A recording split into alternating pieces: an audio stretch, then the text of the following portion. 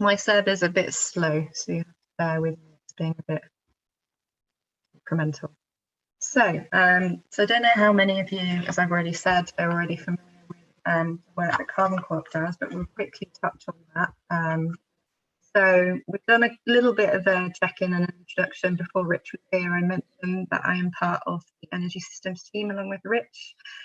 We have the good fortune of working on PowerShaper projects together. Rich also works on a lot of other things, but I'll let him introduce himself later. So my main function within Carbon Corp is to support engagement with the PowerShaper project, which is a home energy project encouraging people to use their EVs and immersions just for this part of the project to support smarter grids via a demand side response or sort of shifting of use in an automated energy system, which is installed through the project for free at this point, which is a really exciting opportunity for service users to support us to learn how to run this service at this early stage. We'll talk more about the service in a bit. So yeah, the PowerShaper service is agenda number 3. I'll quickly go over Carbon Corp and what the flexibility and demand side response terms really mean in the context of the project and how to get involved, the parameters, and then we'll have a quick Q&A session. I'd like to give more time to that actually tonight. So I'll whiz through this. So who is Carbon Corp? You might already know that Carbon Corp is a community benefit society, but they are also very much an organisation that's pioneering means to reduce the carbon impact on a domestic level. So householders actively finding ways to change their impact through carbon reduction through things like housing retrofits, which is the thing Carbon Corp's most known for, and now sort of energy system services, which is essentially PowerShaper at this stage, but also other new strands of work are emerging. We also provide educational workshops.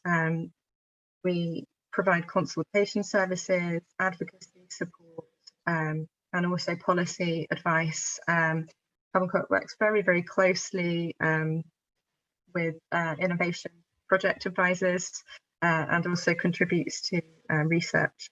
So Carbon Corp does quite a swathe of activities, and we are member-led, but we are not sort of if you like, working just for members. We're working for sort of wider societal benefits as a community benefit society. So while we have a cooperative model, our main function is sort of a social one, and obviously to reduce the impact of carbon.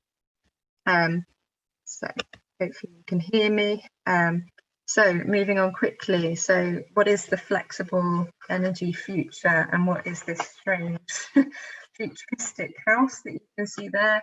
So essentially, flexibility is the ability to balance demand with production. So if you need more electricity, you're going to have to turn the dial up, sort of thing. So in terms of supporting that, this entire service is geared around helping balance the grid through shifting end users' kind of consumption, I guess, of energy from the times in which the grid's under the most strain, or potentially when it's also underused, but doing this in an automated and smart fashion, and doing it in an aggregated fashion by sort of almost conglomerating all the domestic users' needs into sort of portfolio, if you like, and then selling that flexibility, as it were.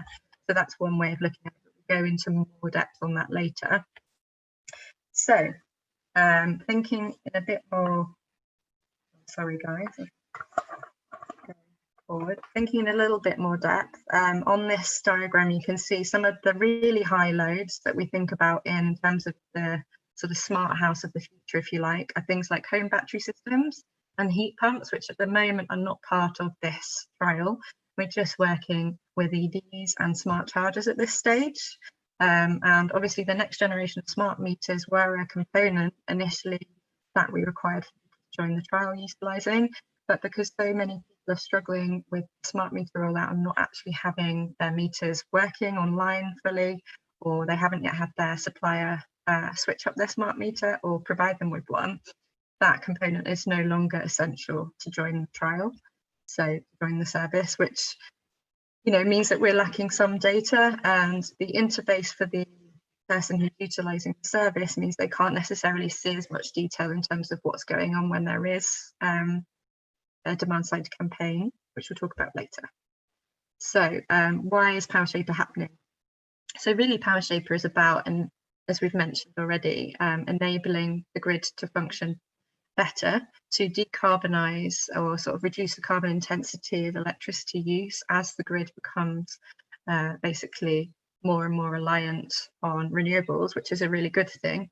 In order for that to happen, those distributed energy resources, so the ones that we can't necessarily control when there's a lot of wind or sunshine, in order to support those changes in availability, flexibility is a crucial feature. So we can almost switch flexibility on and off via these demand side controls. So if we have, say, 400 or 500 operators, for example, needing more or less power in the grid, if householders can respond through this automated system, then we're building a much more agile and smart grid into our future. So householders essentially in that way are becoming prosumers as well as consumers of energy. They're actually producing or supporting energy for the grid. So while your EV battery is plugged in or not doing anything, your EV battery has potentially the capacity to support the grid in the downtime. And also you can be supporting, as I said, that decarbonisation by boosting renewable energy, which is going into our electricity mix, and not actually, therefore, in the times of peak use, causing us to rely on those much dirtier fossil fuel power generators, which kick in when the grid really needs that extra bit of power at sort of 4 to 7 in the afternoon. So in terms of supporting that reduction of peak time use, you're reducing the carbon intensity of electricity as well. Obviously, this is scaled up. This is the hope. And you're also enabling this higher uptake of renewables. In terms of process, PowerShaper involves 2 installations. The first being an electric sort of smart component. So you might have an EV charger on your EV. This would have to be upgraded or swapped in for one that could speak to, in Wi-Fi terms, a home energy management system, which would be a little unit about the size of a cassette player, for those of you who remember cassette players. And that system would link via your home Wi-Fi or an Ethernet connection to your EV, and that signal would be sent in response to what we call a demand side campaign or a demand side response signal. So for example, to turn the component on or off in response to that. And those signals can be opted out of as well. So as a user, you would have the capacity to see when that event might take place. And the events generally would last at the beginning of this sort of trial. We're just testing sort of half an hour, but in a normal sort of service phase, the event could be up to sort of 3 or 4 hours at the most. The aim would be the event to be as unobtrusive as possible. So to happen ideally at the time of day or night where you're least wanting to have your device switched on or off. So in this case, it would be an EV, as shown in this diagram, or an immersion, as represented here. And similarly, you would be able to access the user hub or portal as a PowerShaper participant through your phone or potentially through a laptop. And there you'll be able to see what kind of demand side event, if there was one coming up, and what kind of time. And you'd be able to see what flexibility would be generated as well, which is quite exciting. So if the event is longer than an hour, you'd get that baseline difference and you could see what flexibility you've generated through the event, through opting it, or through not opting out even. So we sort of touched on it, but these are the kind of elements of the home of the future that could be included in such a process. A lot of people asked at the beginning of the project, would it be possible to incorporate things like washing machines? Unfortunately, those kind of appliances aren't really relevant, but it's not a new thing. Demand side response and sort of flexible use of our energy is not really a new thing, but it's something that hasn't been incorporated in the way that this project aims, and it's also not been almost generalized, so it's accessible to the majority. So while you can put your washing machine on a timer and have it come on at the time of least carbon intensity, which is fantastic, say 2 in the morning or 4 in the morning or something like that, if your washing machine isn't very loud and won't wake you up. It's a lot more sort of sophisticated than that, because it involves interoperable systems working through Wi-Fi connectivity, and it's sort of based on that Internet of Things development, and also based on smart grids and localized grids, which means really responding to support from distributed network operators, who are people like Northern Electricity, for example, in the Northwest Electricity, and Northern Power Grid in my area. I was living in Manchester for 12 years, so I conflate the two. But they would be the operators wanting that local grid support and that flexibility to be generated. So a lot of people now have things like rooftop PV. They do have energy storage. It's becoming more and more common. Battery usage is a lot more accessible now financially. It's exponentially more accessible than it was projected to be, which is fantastic. And hopefully that's only going to continue. Heat pumps as well are becoming a lot more of a popular choice for heating hot water, and also just in general for heating, for space heating. And also people buying EVs. EV uptake is massively increasing. I think it's projected to be a lot more popular as well in the next 10 years, as battery storage as well is obviously part of that transition. And also in terms of decarbonising on a sort of policy commitment level, obviously people are really trying to comply with that on a sort of local level. So the technical aims for PowerShaper.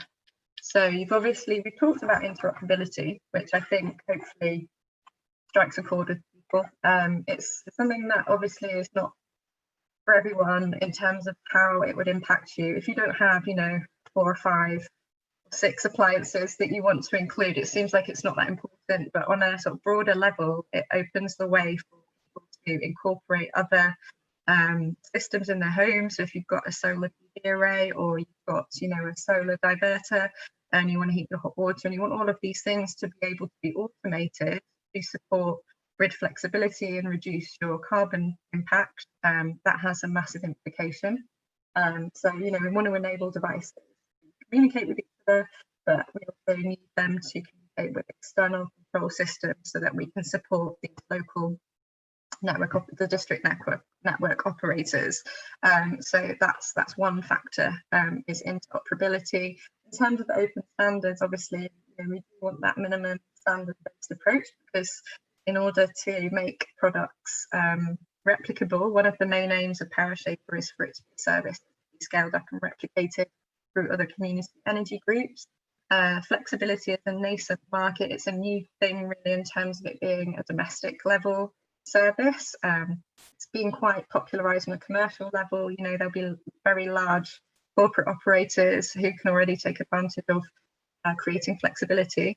But on a sort of community and domestic level, Carbon Corp want to help other community energy groups in the sector innovate on this level, and also to encourage domestic participation as much as possible, so that it's not sort of a corporatized and sort of walled off innovation. It's something that people can participate in, and they can replicate these models if they work. So that's a big part of this project, and it underpins the ethics of the project for us, and it's why we've chosen the open standards and open source approaches. So interoperability, replicability, the ability to share and utilize the tools that work, and also the code is open source, so it's freely available, it's standardized, and we're utilizing base software for controlling and recording those DSR calls. So it's things that people can get off the internet, off the shelf stuff, and for dispatches and transaction payments as well.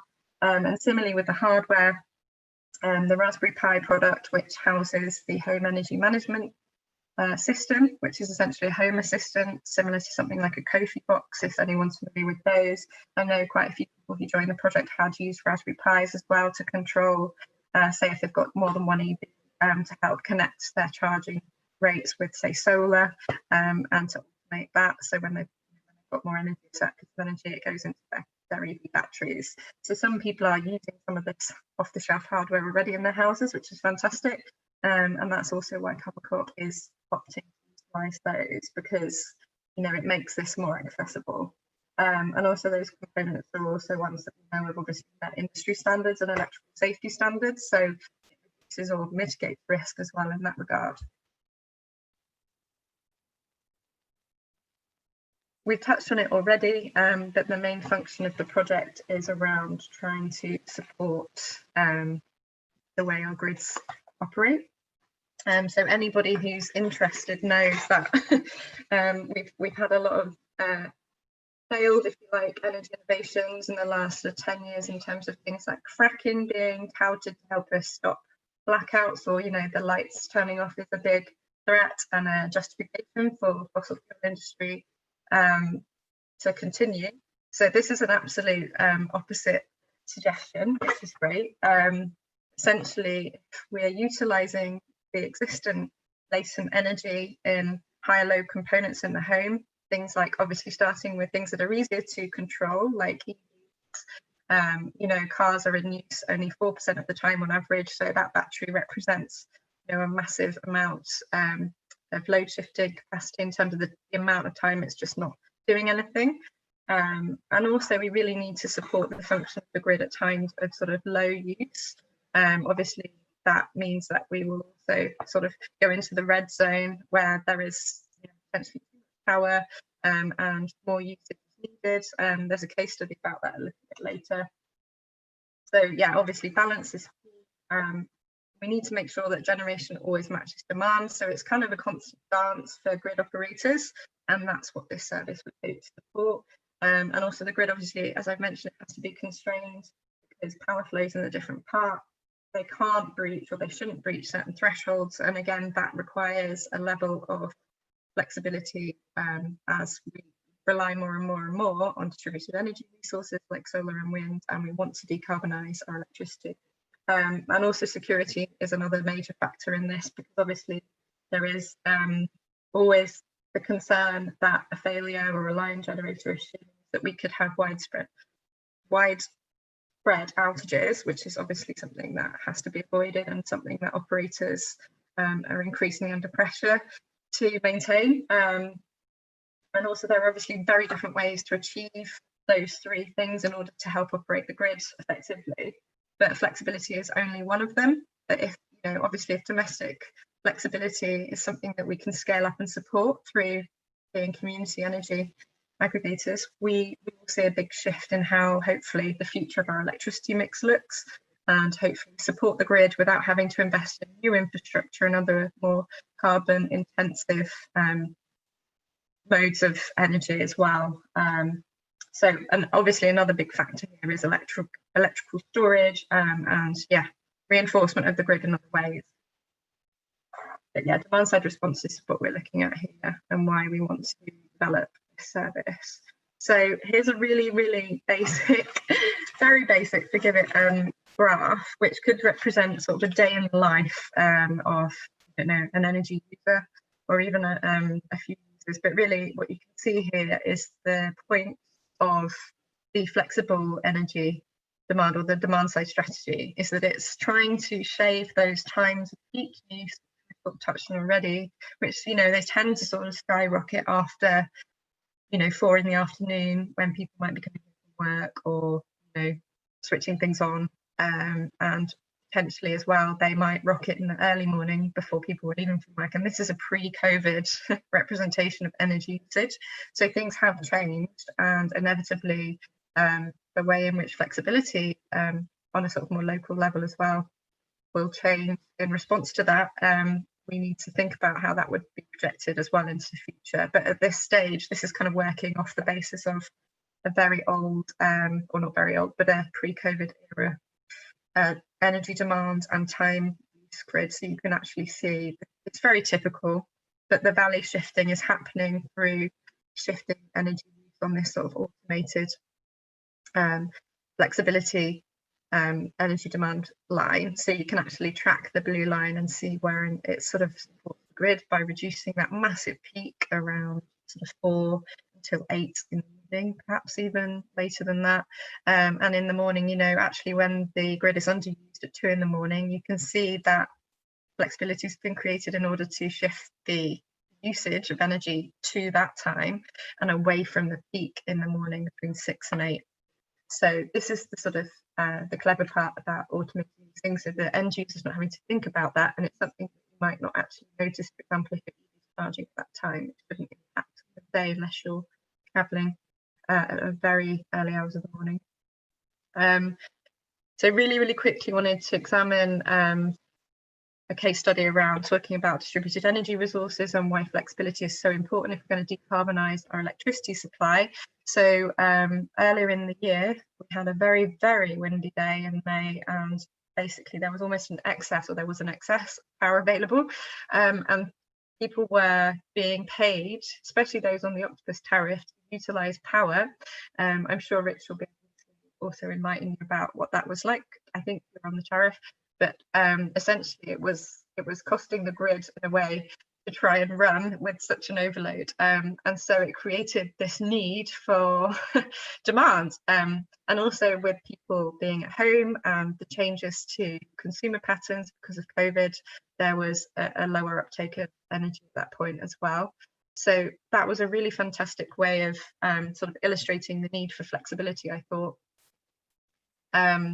In terms of the different kinds of flexibility, it's something that inevitably, you'll come across suggestions of flexibility in different contexts, but for this context, we're just looking at load flexibility, and that's a temporary reduction or increase in demand. And so, in this case of a household, but if you think about aggregating hundreds of households together, it starts to represent a very big load, which can be shifted to support the grid at different times of need. In terms of generation flexibility, ramping the production of a power plant up or down, it is what it says, but obviously it has a much bigger impact in that it's sort of an immediate huge shift. And storage as well, so pumped hydro plants and batteries, they also have this new possibility or old possibility of storing energy, but in limited amounts. And so battery walls increasing in the domestic sector represent storage flexibility, which is a really exciting proposition. And there are lots and lots of other sort of things we could go into, but time is not on our side, we're just a bit late. So I don't know what you think about sort of smart grids, or what the group's experience is thinking about the change of the consumer's role in those, but it's quite an exciting proposition with the advent of interoperable devices that we can now look into supporting the grid with these bidirectional energy flows, most obviously from EVs, and therefore we can support transmission and distribution of energy, and obviously empower end users to contribute.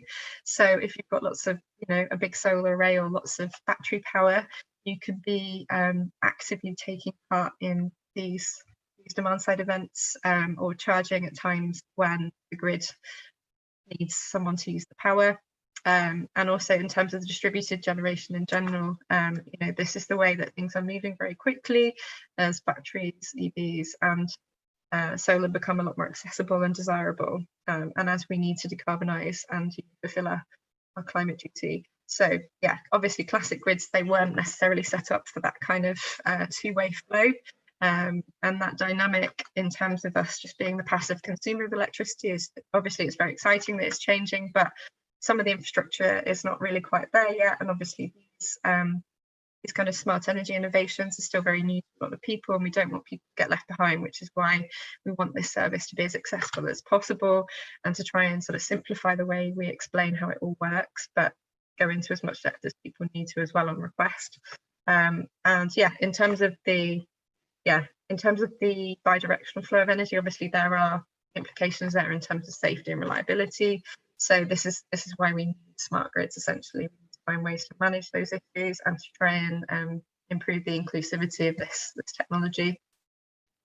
Yeah, I think we mentioned earlier about EVs and their uptake. So Western Power Distribution, one of the district network operators in the covering swathe of the south and west, they have sort of produced a projection around EV adoption, which is a few months old now. I apologise, I'll get a much more up-to-date one. Saying with the increase at the current rate, we're looking at over 200,000 chargers connected to the network over the next 3 years. So it's a massive load to shift, really. It's a hugely exciting proposition and opportunity as well to support smart grids and to support the local grid, because as I mentioned, cars are really not in use very much. Quite often people are using them to commute, or under the current times we live in, even less. So over 96% of the time now they're representing a load that can support the functioning of the grid, which is phenomenal. And that's just a scale projected in the southwest region, so that's not the current projection for EV adoption nationwide either, so it's pretty significant.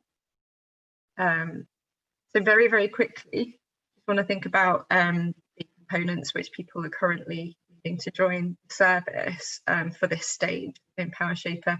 So it used to be mandatory to have a smart meter. It's not. It's just a desirable component to have, because you therefore can see the half-hour incremental use of your energy use and your data shift through the smart meter, but also you can see what's happening on a sort of more transparent level, hopefully, if a campaign has taken place, and you can see potentially if your energy usage has changed as well. It would only be a tiny incremental change at this stage, but on a singular household level, but it is still a change nonetheless, and sometimes it's quite nice to see that. So the smart components included in this stage of the project are electrical immersion heaters and EVs, as mentioned. They don't have to be sort of standard. You could also include a hybrid in this, but it would need to be compatible with the E1 EVSE charger, which we were including. Now, normally I have a page linking to all the components, but for some reason it's not come up in the presentation. It might be because I've whizzed through it too quickly, but I will send the presentation in full to anyone on this call who wants it, and we can revisit some of that if it's, because I'm aware I've whizzed through it, but we can go through that as well again. So you can obviously join us through basically contacting myself or PowerShaper at carbon.coop. We're more than happy to go through more with you on any of the issues that you might have with barriers to joining. We're working on remote commissioning sort of arm of the service, but that's a very new thing. So we can't at this stage promise it to absolutely everyone, but for people with a bit more technical knowledge and interest, we're more than happy to do that. I'm going to unmute everybody so you can speak, and then I'm going to address some of the questions and also invite Rich to contribute his expertise, because Rich is in the know much more than me.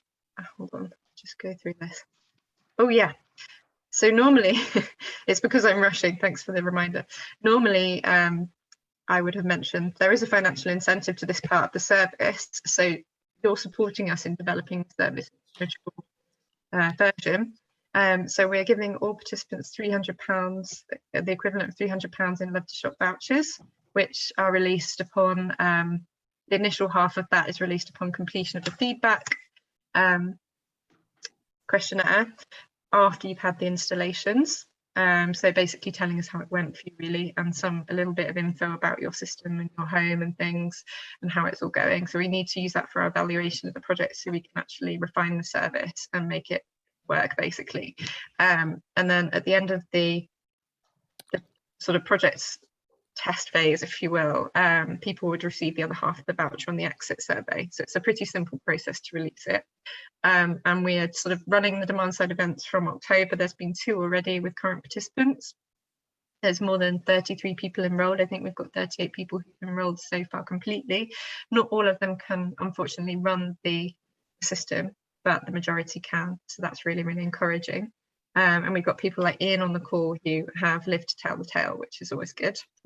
And yeah, there are obvious hiccups because we are still testing and learning as we go, which is why there's such a big incentive. And another big incentive is people with EVs can receive the E1 EVSE charger, which is not available to buy on the market because it's a customized smart charger, and that they can keep worth quite some financial gain in terms of keeping that in their home energy system, so they can keep that charger, or they can arrange for deinstallation and have that old EV charger just sort of reinstalled. And obviously the home energy management box, the HEMS as well, is a part of the whole system. I'm not really sure if that's something people are allowed to retain afterwards. It might be worth qualifying that. I'm not sure. I don't know how useful it would be for people. So in terms of, we'll try and answer your questions now live, because I think that's a priority in terms of time, because I'm aware we've only got 25 minutes and I really want to make sure that we cover everybody's queries. Is everyone okay for me to keep recording, or would you rather I stop the recording for the questions? It's absolutely up to you. If nobody responds, then I'm going to take great silence as consent. So, oh, sorry, Sean's. So I'm going to go through the questions in some kind of order. So the live questions I'll go towards at the end. And then the ones, I'm just going to go through the ones in the chat first, because I'd be really interested in the general comments as well, to sort of set the tone for how we answer you, to see what the general thoughts are in the chat. So, right, Ian's got a really specific question, which is one that Rich can hopefully take up with him. Yes, you did miss me mentioning a financial incentive. Thank you for the prompt, Sean. Really good point. You say smart meter and, or does that mean you don't need an EV hybrid or an immersion? So you can have both. We definitely need one of those components because they represent the load that you'd be aiming to shift. So your EV potentially would be great. If you've got an immersion that's electric and, you know, wants to be made smart, then that would be also fine. Both is also fine. We unfortunately can't connect with oh dear, okay, we can't connect with the more than one EV, just to let you know that, because some people have got more than one EV. And then, do you need to start using the immersion as the main water heater to join? That's a really good question. I don't think you do. As far as I'm aware, it doesn't matter if it's pretty much dormant. So a couple of people who've come on the trial have got hot water heaters with their immersion, and they're not actually really using them, but they're still on the trial. So I would say no to that. You should be fine to come on if you're not actually utilising your main source of hot water. That's not a problem.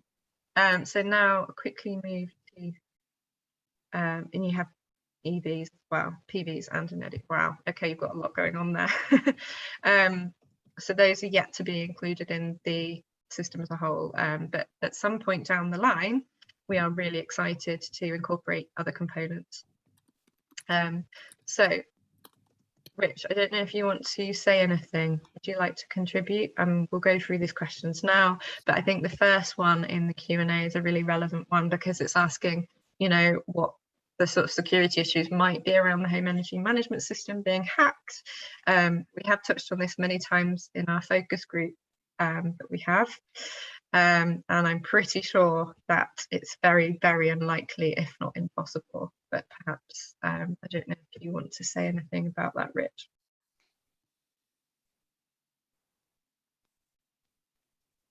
Hopefully you can speak. Hello, yeah, am I coming through? Sorry, I couldn't unmute for a while there. Maybe not.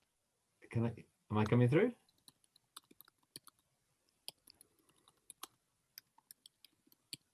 Are you there, Rich? It looks like you're unmuted, but yeah, perhaps. Looks like I'm unmuted from here as well. Oh yeah, is there a way of you all seeing the questions? Yeah, I'll type them into the main box so everybody can see them.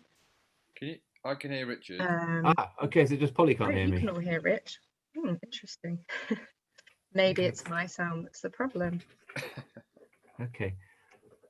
1 second. This is going to be confusing if I answer. Yeah, I think hopefully that helps answer that question about the security aspect of the HEMS. Brilliant, thanks, Louise. And then the other question I sort of answered was around, Louise asked and I answered on the Q&A, which I don't think you can see this, unfortunately, but was just if Northern Power Grid and sort of Northwest Electricity are project partners, which they're not. They represent sort of future clients, if you like, who would stand to benefit from the grid flexibility on a local level, that this service would aim to participate, but that would be sort of projected far into the future in terms of it having to be scaled up so that it was a useful level of support. You can see them once they get answered or selected. Okay, that's really useful. Brilliant. So what I'll do is I'll try and make them live so you can see. So there's another one. Louise has asked, is there potential in here when there's no demand to shift surplus grid energy into interseasonal heat storage? Okay, that's a very technical question. This is why I'm really, really pleased to have Richard on the call, because he's an expert with this kind of thing.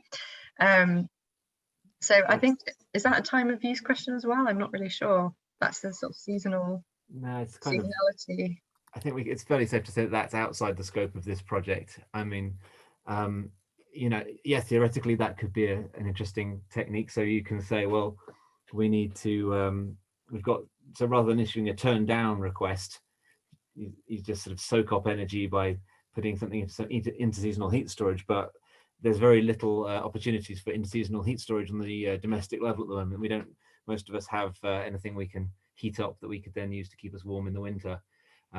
So it would have to be at a larger scale. You know, we're talking about something fairly innovative involving underground water or something like this. So yeah, I think that's a fair way outside of the scope of this project. But it is a good proposition. Very interesting. Oh, yeah. If you join the Introduction to Home Energy Systems webinar, I think the next one's in November. You can sort of find out a bit more about some of the, you know, potentials for this kind of thing. Like Rich and I and the other team members as well present these every couple of months. So if you are interested in stuff like geothermal energy and looking at all the different systems available and sort of coming into the market as well, it might be worth joining that call if you've got this general interest. That's a really interesting proposition. So sounds like it might be, unless you've already come along. Yeah, wow. Okay, so Louise has just shared what you're doing. Wow, gravel pit heat store. That's phenomenal. That sounds like a lot of fun. That does, yeah. I know that it's a Danish thing. Say no more. Exactly. The Scandinavians know where it's at. Yeah, geo energy. There's some really interesting work being done, I think, on a electrification of heat trial that's, I think, kicking in as well in January. That's another innovation trial. So it's a government funded trial as well. So if anybody's based in Scotland on this call, which I don't know if you are, you might be applicable to join that. One of our colleagues has just joined it, I believe. But they're using specific kind of battery. Can you remember what the battery's called, Rich? Is it sun amp or something? I can't remember. No, the sun amp is a thermal battery. Yeah, so it could be that. I know there's they've got high. Our staff member who signed up for that has got high hopes of getting a free heat pump out of it, which is something. Has it? Gosh. Okay. Well, I can see why that's pretty enticing. Yes, absolutely. Okay. I didn't know that. Okay. So if not that we're not cross-selling this project, we're just a bit excited about it because it's a bit of a new thing, and electrification of heat is obviously a really important area of innovation as well for decarbonisation and from a home energy perspective. But sorry, moving on. We've neglected. Louise has thrown in so many interesting questions. Sorry, we've been a little bit unfair there. We've focused a bit too long on them, but thanks, Louise. That's fantastic. Mick has asked. So I'll just move on to that one so you can see it. The biggest challenge I see is the interoperability, talking to a disparate range of end devices from loads of different manufacturers, especially those closed boxes, yes, definitely, that don't currently have an API. For example, what are the plans and approach in the project to talk to as many devices and manufacturers as possible, and moving forward ensuring any new devices that come to market adhere to any agreed demand shape standard? Okay, very good question. Yes. Some of that's outside the range of the project, I think it's fair to say, but in terms of enhanced dissemination, if you like, we are doing a little bit of work around connecting to national projects, also doing demand side response research, testing. So whether it's a community energy group or a sort of small energy company, we're trying to make those connections, including in Scotland, to support, you know, as many people to replicate these approaches as possible, aren't we, Rich? And I think with the open source approach, those are the main avenues. I don't know if you want to add to that. Yes, that's why, I mean, the question is, that is the big question, and that is part of the point of this project, is to prove the use of having open source and open standards as an approach.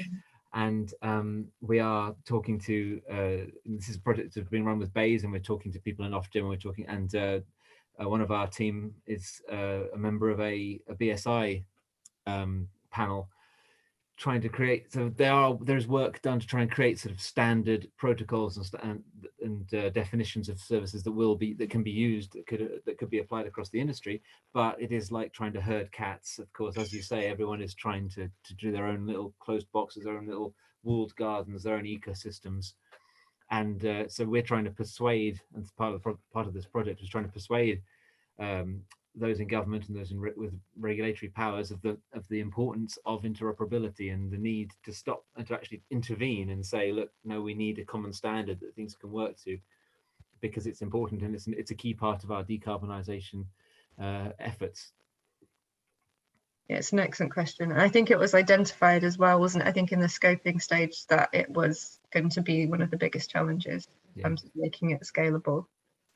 So it's not so much that the community sort of aggregator model that we're trialing is the problem. It's more, around the sort of wider fact of not having the common standards and it being sort of a nascent market and sort of domestic level. So making it work on that level is obviously challenging because it's such a big area to try and make it financially add up, which is why Carbon Corp's looking at sort of stackable services to make it more viable to sort of provide this service, because in and of itself it's not necessarily representing a big financial gain for anybody, but it represents a much bigger gain in terms of grid support and enabling sort of, I guess, the evolution of smart grids really through development of flexibility on the domestic level in general. But ensuring any new devices that come to market adhere to agreed demand shaper standards. I mean, we couldn't really say that we had a hand in that, I don't think, could we, Rich? I mean, well, we can as I only say,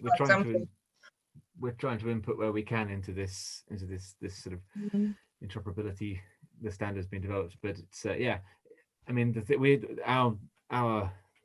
we are saying wherever we can, this is incredibly important, and it's too urgent to sort of allow all these separate standards to proliferate and everyone, and not so that no single system can actually ever deliver the kind of flexibility that we need. But it's a very difficult thing because, of course, government wants to encourage innovation and wants to encourage competition, because that's their philosophy, that innovation through competition. So so it is a difficult argument. It's a difficult one to win sometimes, and but we keep trying. Yeah, hopefully that's helped to answer Mick's question, but we will try and address any further questions as well afterwards, in writing, really. So if you want to, we can see your questions. We just try to answer Mick's, and we're now moving on to yours, Ross. So yours, hopefully, now let me just check. So you've asked, does this enable an EV battery to become a kind of home or grid battery? And also, is there a closing date for the intake of it? Good question. Brilliant. Yeah. So I don't know, Rich, what do you think? In a way, it enables the EV battery to use this in a bidirectional sense, but it's not actually becoming a home battery. No, it doesn't. We're not doing anything bidirectional. No, it's purely just changing the times at which the charging happens. So we're basically saying to the charger, hold on, don't charge now. There's sort of simulating the grid having a requirement to sort of reduce demand. So just hold off charging, and then at the end of that time, okay, I'll start again. That's the limit of the sophistication of this project. If we can coordinate that and demonstrate that all working on this sort of orchestrated system based on these low-cost components, then that's a pretty good result. And then vehicle to grid stuff. There are other trials looking at that. Was one being run at the moment by OVO, and it's something that we may come on to in future projects. We've certainly got lots of plans to integrate with other systems, including heat pumps and domestic batteries and so on in future projects. But for this one, it is just a simple switch on command that comes from the central hub, the central VTN as we call it, and then goes out to all the households participating. And obviously, if you've got a user login, which you will have once you're enrolled, you can, if the EV is, going to be needing to be charged at the time that the demand side response is scheduled for, you can opt out of it as well. So it's not that, you know, it's a takeover of your EV, if you like. For some people that was a concern and a barrier to participation, but we just wanted to reassure you on that one. But yeah, hopefully that clarifies the sort of the function. It's my fault for talking about bidirectional stuff, but yeah, not at this stage, basically, like Rich is saying. But I think a more sophisticated version of this might enable the use of, you know, battery storage to become a support as well, and time of use tariffs as well in a later stage of PowerShaper or something that will be incorporated into the service. In terms of the closing date for the project, so really we are still recruiting participants. There's only a few spaces left, and there's quite a short time frame that we want to sort of close recruitment in. So aiming really to get people signed up by November, mid-November at the latest, because we're hoping to complete installations by then. So if you are interested, now is the time to try and join us, which would be welcome to do. And obviously, if you've got questions, we've got FAQs and a microsite, so a little website now up and running, and we can respond to any queries you might have about the service on there as well. So in terms of, yeah, like making the pod charger work like a Zappy, hold on, so that was a follow-up to what you were just saying, Rich, about how the EV supports, how demand side response works with the EV. So Ross just asked, like, making the pod charger work like a Zappy. I don't know if that makes. Well, yeah, in this project, we're actually doling out EV chargers. So we're actually installing a particular charger that we know works with the system that we're using, with the protocol we're using. And if you've already got an EV charger, then you'll get another one if you want it. Yeah. And you can either have it in place of your existing one, depending on if you can run both, you know, if you can have two at the same time. Yeah, we can reinstall your old one at the end of it, or you can keep the new one if it's better. But the one that we're installing, the Open EVSE, is, I would say, it's pretty smart actually. It can read things like local PV generation, as well as having things like timers and so on, and you can access it remotely if you know how to set things up appropriately. Some of this stuff will help you with if you want to get that working. Some of it will be, if you're particularly technically minded, then you can play around with it yourself as well. But it's, as I say, it's Open EVSE, so it is an open source software on it, and there's a lot of API and a lot of integrations, and there's a whole ecosystem of products around it that you can actually use as well. It's not like we're getting any kind of incentive for sort of selling people into their ecosystem. As I say, it's all open source, and that's the fundamental principle of this project. Yeah, it's provided by Open Energy Monitor, and we can send you a link to the Open EVSE sort of charger portal in a way, so you can actually go through and have a look at it. Because I skated past that slide where normally I would go through the components in more depth for you. But yeah, what you put in the chat box is relevant. You know, is that like making dumb chargers smart? Effectively, that's what it is, I believe, isn't it, Rich? Really, and the same to an extent with the immersion. You know, your immersion becomes interoperable, it becomes smart. Can I ask a question? Can you hear me? Can I ask a question? Right? Of course, we can hear you. That's Ross, isn't it? Yeah. Yeah, that is. Yeah. Thanks for asking that. That was really helpful. So, the reason I was asking about this sort of pod and the Zappy is we have got an EV, our first ever EV, coming hopefully in the next kind of like 2 or 3 weeks, and as part of the deal, it comes with a pod charger. And as soon as we placed the order, I kind of, because we've got the Eddy, I then read about the Zappy, like either being able to use it just through, you know, green, through your own PV, or doing it at certain times and that kind of thing. So I went into a mild panic thinking, oh, we're about to have a charger installed that now could be better. So this kind of, we might end up, if we end up joining the program, it might be that we won't even use the pod charger. It would be because it would be an even better one that does all the things that the Zappy does, it sounds like. Yeah, it could be swapped in. Yeah. What do you want to say? Sorry, Rich. I was just going to say, I'm not totally familiar with what the Zappy can and can't do. But is there any particular capability that the Zappy has that you covet? No, it's more. I think it's there's another one. What's it called? God, there's another brand, but basically it allows you to you can sort of set. I know on the car itself you can set timers as well. You can set timers as well on the actual car itself, but on the Zappi you can choose for it to only to only charge when you've got surplus EV, which obviously at this time of year is very little. So that was it was more that you could decide whether you want it as purely surplus and from the grid, or purely from the grid. So it kind of had 3 modes, and that was what because we've got PVs. That was what was attractive. So, but I think the thing that I've realised more recently, only since I've done a bit of research in the last week, is that if the car charges on its own at a certain time anyway, it's still better than it charging in the daytime when it's a high demand, or evening when it's a high demand, that kind of thing. So I've learned a bit about Octopus and that kind of stuff. So it just so it sounds like what you're describing is this the other one, the Open Energy Monitor, sounds like even more advanced than the Zappi. So sounds great. Could well be, yeah. So the EVSE does have a PV divert system where it can kick in if it detects that PV generation is exceeding a threshold. In order to do that, though, you do have to buy a separate current clamp, a little monitor thing that will actually detect the PV generation.